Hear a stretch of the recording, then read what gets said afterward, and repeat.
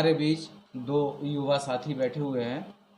आप हैं गोविंद सिंह जी, राष्ट्रीय पंचायत अखबार के संपादक हैं, और आप हैं मनोज शर्मा जी, दिशा चक्र अखबार के संपादक हैं।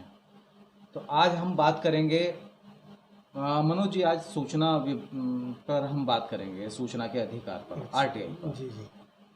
तो मनोज जी, हम जानना चाहेंगे आपसे कि सूचनाएं पहले तो नहीं मिलती थी, जी जी। और 2005 में एक प्रस्ताव हुआ है ना संसद में, और सूचना का अधिकार पारित कर दिया। जी जी। तो सूचना का अधिकार प्राप्त करने के लिए भी कुछ लोगों ने लड़ाई लड़ी, उसके बारे में कुछ आप बताइए। ऐसे था कि सूचना का अधिकार अधिनियम जो 2005 है, वो मनमोहन सिंह जी के कार्यकाल में पूर्णतः जो लागू हुआ। उससे पहले ये कानून जो है अटल जी की सरकार में लोकसभा से, राज्यसभा से पास हो चुका था, और तत्कालीन राष्ट्रपति जो थे इसके भारत के, डॉक्टर APJ अब्दुल कलाम, वह इस पर अपनी प्रस्ताव पर अपनी मोहर भी लगा चुके थे। परंतु इसकी अधिसूचना जारी न होने के कारण यह कानून अटल जी की सरकार में लागू नहीं हो पाया। इस दौरान लोकसभा के चुनाव आ गए, फिर मनमोहन जी के नेतृत्व में केंद्र सरकार, कांग्रेस की एक सरकार बनी। जब सरकार बनी तो काफ़ी दिनों तक यह कानून पेंडिंग पड़ा रहा। हमने इस संबंध में एक हस्ताक्षर अभियान भी निजी आवाज़ से शुरू करा। काफ़ी जो पत्र हैं हमने भारत के प्रत्येक राजनीतिक दलों, प्रत्येक अखबार के संपादकों, समाज सेवी संस्थाओं और संगठनों से तत्कालीन जो प्रधानमंत्री थे उनके कार्यालय में भिजवाए और सब दलों को भिजवाए। इसके बाद केंद्र सरकार केंद्र सरकार में केंद्र सरकार को संज्ञान में ये मामला आया, जो कि दब चुका था।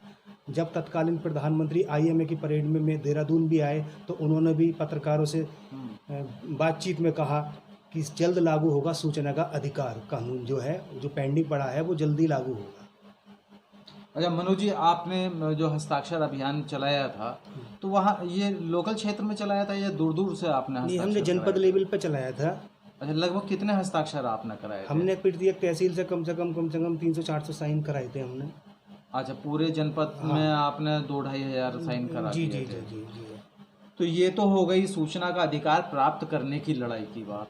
सूचना का अधिकार प्राप्त होने के बाद मनोज जी, सरकार ने एक व्यवस्था की जिसमें सूचना आयुक्त नियुक्त किए गए और सूचना अधिकारी नियुक्त किए गए। जी जी। तो जो RTI मांगने वाला व्यक्ति था, जिसकी ज़रूरत थी, भाई जिसके बारे में जानकारी नहीं मिल रही थी मेरा हो क्या रहा है सरकारी कब्जों में, जी। तो वो RTI मांगने का तरीका क्या था, किससे मांग सकते थे और क्या मांग सकते थे? RTI जो है, हम जनहित की जो जानकारियाँ होती हैं, हम उससे संबंधित कोई भी जानकारियाँ हम मांग सकते हैं। लेकिन जो धारा 8 है उसके तहत जो है कुछ चीज़ ऐसी हैं जैसे विदेश से संबंधित, डिफेंस से संबंधित, किसी की निजी जिंदगी से संबंधित, हम ये जानकारियाँ उसमें RTI में नहीं मांग सकते। मतलब व्यक्तिगत और राष्ट्र हित से जुड़ी हुई चीजें नहीं मांग सकते हैं। सामान्य बातें हम मांग सकते हैं। जैसे सपोज करो हमारे देश के प्रधानमंत्री ने किसी देश से रक्षा समझौता किया, हम चाहे कि जी हमें डिफेंस के फाइल दे दो तो नहीं मिलेगी। नहीं, मेरा मतलब पूछने का ये है मनोज जी कि जैसे हमें एक SDM कार्यालय से जानकारी मांगनी है। जी जी। तो SDM कार्यालय में जानकारी देने के लिए अधिकृत कौन होगा, यानी सूचना अधिकारी किसको नियुक्त किया गया? SDM कार्यालय से वो जो, अगर आप उस पर आवेदन भेजोगे SDM कार्यालय, तो वो अपना आवेदन जन सूचना अधिकारी तहसीलदार जो होते हैं उन्हें बनाएंगे। तहसीलदार को सूचना अधिकारी और तहसीलदार साहब जो हैं वो संबंधित विभाग को धारा 6(3) के तहत उसे ट्रांसफर कर देंगे। अच्छा, एक संस्था बनाई जो अधिकारियों को जिम्मेदारी सौंप दी गई। जी जी। अच्छा, दूसरी बात करेंगे कि पहले क्या होता था कि सूचना आयुक्त किसी के अंडर में नहीं होता था, किसी का अधिकार नहीं होता था। जी जी। सूचना आयुक्त स्वतंत्र रूप से काम करता था। जी जी। और इस बीच में देखा कि बाढ़ आ गई सूचना मांगने वालों की, सूचना दी भी गई, जुर्माने भी हुए। जी जी जी। है ना, लगा कि न्याय मिलेगा। लेकिन अभी कुछ दिनों से समझ में आ रहा है कि ये केंद्रीय सरकार का एक तरह से अपने कंट्रोल में ले लिया है सूचना आयुक्त की नियुक्तियों को। तो ये क्या है, कुछ समझाइए, हमारे दर्शक जो हैं जानना चाह रहे हैं। केंद्र सरकार ने अभी हाल ही में एक प्रस्ताव पास करके जो केंद्रीय सूचना आयोग के जो कमिश्नर होते हैं और जो प्रमुख होते हैं, उनकी जो नियुक्ति का अधिकार वो अपने अधिकार क्षेत्र में ले लिया गया है। लेकिन इससे ये भी हकीकत है कि इससे कोई आरटीआई पर असर नहीं पड़ेगा, क्योंकि आरटीआई के कानून में कोई वो नहीं हुआ है कि मतलब आरटीआई के कानून को कोई कमज़ोर करने की मतलब किसी प्रकार की वो नहीं हुई है। ये सिर्फ नियुक्ति का अधिकार अपने अंडर में लिया गया है और उससे कोई मतलब आम जन का कोई मतलब नहीं है, किसे बैठाया, कानून के हिसाब से ही कमिश्नर काम करेंगे। अच्छा, दूसरी बात ये जानना चाह रहा था कि जो आरटीआई कार्यकर्ता हैं या जो सूचनाएं मांगते हैं, जी, एक तो होता है कि किसी ने अपने बारे में मांग ली साधारण सी सूचना, उसको मिली नहीं मिली, वो घर बैठ गया। एक आप जैसे लोग हैं जो एक्टिविस्ट कहा जाता है जिनको, तो आप जैसे लोगों को जनहित की तमाम सूचनाएं मांगनी होती हैं, अखबार में भी छापनी होती हैं, जैसे सड़क से संबंधित है, तालाब से संबंधित है, या कोई और ठेकेदारी से संबंधित है, कोई निर्माण कार्य से संबंधित है, तो ऐसी सूचनाएं मांगने में आपको कोई परेशानी आती है? कभी किसी ने कोई धमकाया हो या किसी ने कोई लालच दिया हो? परेशानियाँ उनसे आती है जो कोई मतलब गलत उसमें, जैसे सपोज करो हमने किसी क्षेत्र में कोई ज़मीन के संबंध में जानकारी मांगी, उस पर कुछ भूमाफियाओं ने कब्जा कर रखा है, तो मतलब वो उसमें कहते हैं कि भाई आपको इससे क्या मतलब, आप क्यों जानकारियाँ मांग रहे हैं। अभी मैंने पिछले साल जनपद बिजनौर की जो इंटरलॉकिंग टाइल्स होती हैं जो नगर पालिकाओं की और निकायों की जो महानगर की होती है उसमें सड़कों में लगती है, उससे संबंधित जनपद में जितनी फैक्ट्रियाँ थी उनकी जानकारी मांगी थी कि भाई इनकी टाइल्स की बिक्री कितनी हुई और ये कहाँ कहाँ लगी, कितनी लगी। उससे कई टाइल्स की फैक्ट्रियों के संचालकों में हड़कंप समझ गया और उन्होंने तुरंत एक कॉल भी धामपुर से मुझे आई कि भाई ये कर देंगे, वो कर देंगे, धमकी दी गई मुझे। लेकिन मैं फिर भी पीछे नहीं हटा, मैंने जानकारियाँ मांगी कि भाई, मैंने कहा भाई आपसे क्या मतलब इसका, मगर वो क्या था, वो बिना टैक्स के मतलब कागजों में ऐसे ही देते करते थे ठेकेदारों को, टैक्स जमा नहीं करते थे वो सरकार को। इसका मतलब ये माना जा सकता है कि सूचना के अधिकार ने भ्रष्टाचार पर रोक लगाई है कहीं? जी, काफ़ी हद तक। लेकिन क्या भ्रष्टाचारी सूचना अधिकार सूचना मांगने वाले को धमकी दे के छोड़ देते हैं, या कहीं फंसाने का या उस तरह का भी कुछ जघन्य अपराध टाइप कोई हुए हैं? कई जगह ऐसी देश में घटनाएं घटी हैं कि आरटीआई कार्यकर्ताओं को मार दिया गया है। आरटीआई कार्यकर्ताओं पे अभी बिहार में एक घटना हुई थी, उन पे जीप चढ़ा दी गई। कई जगह ऐसा हुआ कि मतलब उन्हें धमकियां दी गई। कुछ ऐसे होते हैं, कुछ लालच भी देते हैं कि जी हमारे आरटीआई वो कर लो। तो आप पे भी कोई दबाव आया कि आप अपनी आरटीआई वापस ले लो और हमसे पैसा ले लो, या कई क्षेत्रों में ऐसा हुआ है। अच्छा, ऐसा आते हैं लोग? आते हैं। फिर भी आप जमे रहते हैं? जी। तो अभी तक कितने लोगों का भला आपने किया होगा लगभग? मैंने काफ़ी क्षेत्र में जनहित की जानकारी, खासकर डेवलपमेंट से संबंधित मैं मांगता रहता हूँ। अभी हमारा एक अभियान चल रहा है यहाँ पर माल गोदाम पे फुट ओवर ब्रिज को लेकर। हमने इसमें प्रधानमंत्री कार्यालय को पहले तो हमने मांग करी, उसके बाद हमने आरटीआई मांगी कि हमारी शिकायत पे हुआ क्या। फिर माननीय प्रधानमंत्री कार्यालय से वो हमारा पत्र राज्य सरकार को गया, जो कि अभी तक वहाँ पर पेंडिंग पड़ा हुआ है। फिर हम राज्य सरकार में भी हम आरटीआई लगाने जा रहे हैं कि भाई हमारी शिकायत पर क्या हुआ है।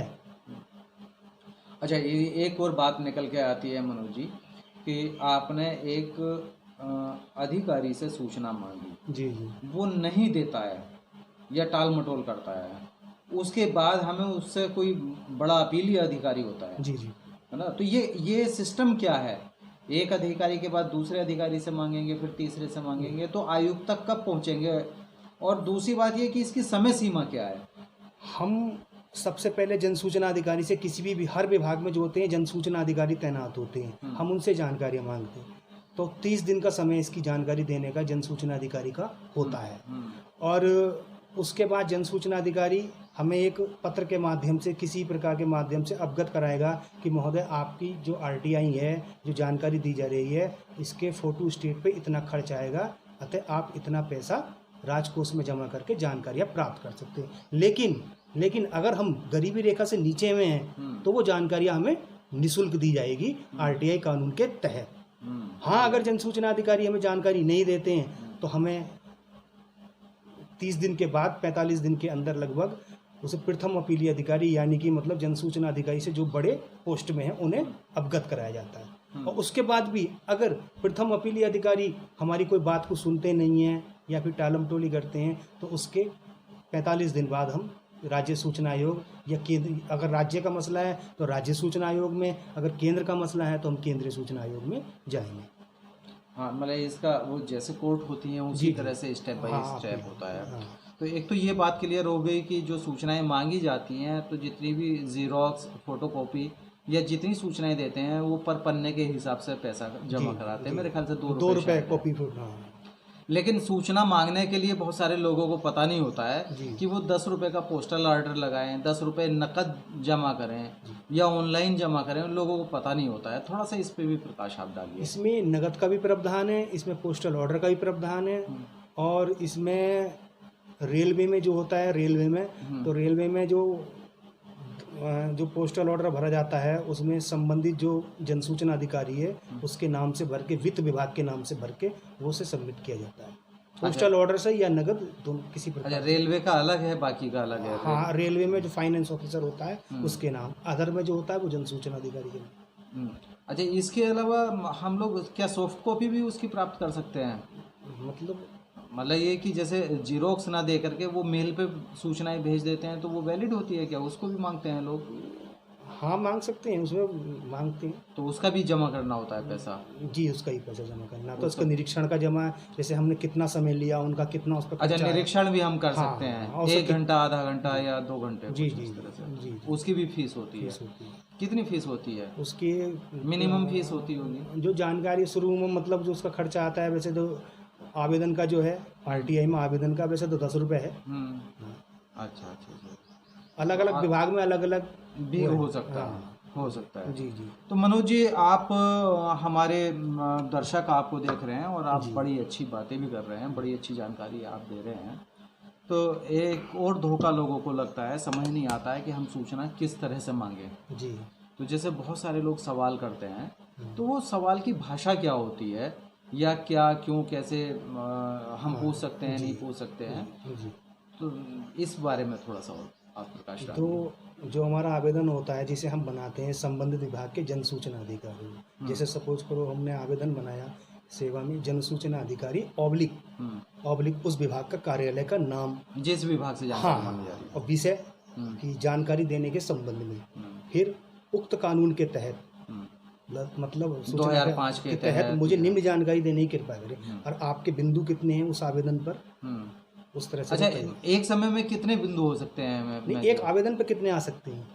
एक आवेदन पर, एक पर्चे पर कितने आ सकते हैं? 10 भी आ सकते हैं, 20 भी आ सकते हैं। हाँ, वो आपके ऊपर, उनका सबका वो 10 रुपये शुल्क लगेगा। आवेदन शुल्क 10 रुपये ही है। अच्छा, वो जो सवाल पूछते हैं, तो कुछ लोग बताते हैं कि आप क्वेश्चन मार्क नहीं लगा सकते जी, अभी जानकारी मांग सकते हैं। एक विवाद हुआ, पहले पूछते थे कि क्यों हुआ, कैसे हुआ, क्या हुआ, तो अब उस सवाल की भाषा क्या होगी?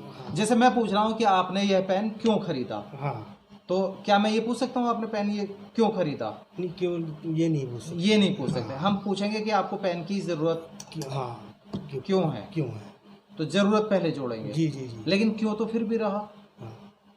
नहीं, हम उसमें थोड़ा सा उसकी जो वो होती है आवेदन की, मतलब थोड़ी सी लैंग्वेज को चेंज कर सकते हैं, मतलब पोलाइट लैंग्वेज हो। ऐसा न लगे कि हम किसी को आदेश कर रहे हैं, दिशा निर्देश, मतलब आदेशित भाषा नहीं होनी चाहिए।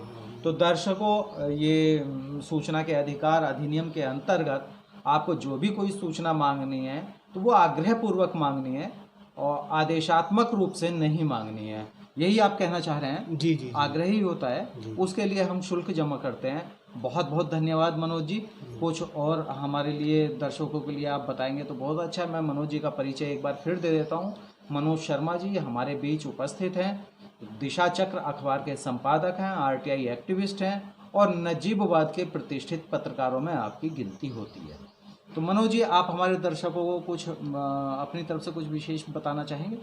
बस दर्शकों से मेरा इतना ही हुआ है कि जो जनहित की जानकारियाँ हैं आसपास की, अपने उसका यूज करें, जानकारियाँ मांगें, और जो जानकारी आपको नहीं मिलती है तो आप उसका अपनी जो वैधानिक कार्रवाई है RTI के तहत उसको करें। अगर कोई परेशानियाँ आती हैं तो आप मुझसे भी संपर्क कर सकते हैं, मैं उसका थोड़ा सा समाधान के लिए बताऊँगा।